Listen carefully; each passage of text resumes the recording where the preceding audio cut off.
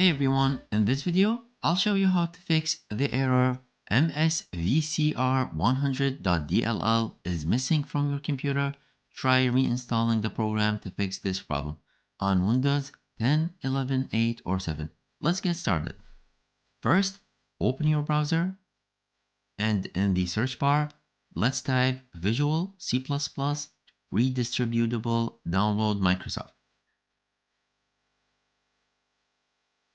And look for the official Microsoft link. It should say something like download Visual C++ redistributable package. I left the link in the descriptions as well.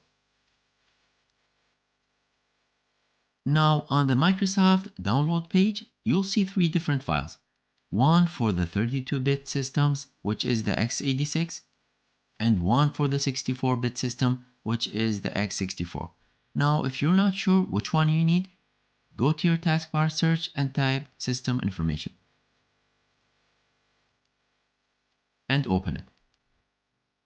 And check your system type. If it says x64 based PC, download the 64-bit version.